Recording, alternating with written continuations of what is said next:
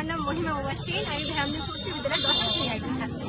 তো আমাদের আজকের প্রজেক্টের নাম হচ্ছে সৌরগ্রাম। তো সৌরগ্রামের কাজ হচ্ছে, আমরা সকলেই জানি যে হচ্ছে আমাদের যে বিদ্যুৎ উৎপাদন কেন্দ্র রয়েছে সেটার অতিরিক্ত চাপের ফলে হচ্ছে এই বিদ্যুৎ উৎপাদনের ব্যাঘাত ঘটছে বা বিদ্যুৎ উৎপাদন করতে পারছে না। এইখানে এই জন্য আমাদের যে প্রত্যন্ত অঞ্চলগুলো আছে এখানে অনেক পরিমাণে লোডশেডিং হচ্ছে। হয়তো কিছু কিছু এলাকায় দেখা যাচ্ছে একবার লোডশেডিং হলে হচ্ছে 5 ঘন্টা 6 ঘন্টা করে টাইম নির্ধারণ নেয় যে কখন কি হচ্ছে।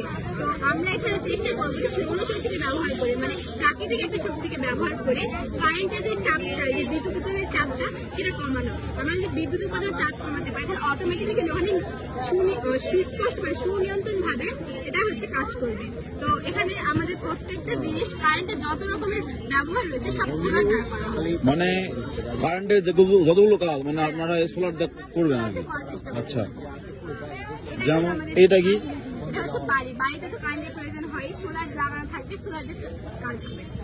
আর এগুলো এটা কতক্ষণ সেবা দিতে পারবে রাতে? মানে এটা হচ্ছে আপনার ব্যাটারি চার্জের উপর কম বেশি হয়ে থাকে। এটা আমরা ধারণা করছি এটা 2 থেকে 3 দিন চালাতে পারবে। এটা একটা হচ্ছে পুকুর, এটা আমি গ্রামের মডেল বানিয়েছি, তো গ্রামের যা যা থাকার প্রয়োজন সেগুলো আমরা দেওয়ার চেষ্টা করেছি। আর গ্রামের মেন সৌর প্ল্যান এটা মানে মেন স্থানে, মানে এখান থেকে পুরো গ্রাম ছড়িয়ে যাবে। এটা মানে বাসায় একটা গ্রাম সাদা যা লাগে আর কি, যা যা লাগে সব দেওয়ার চেষ্টা করছি।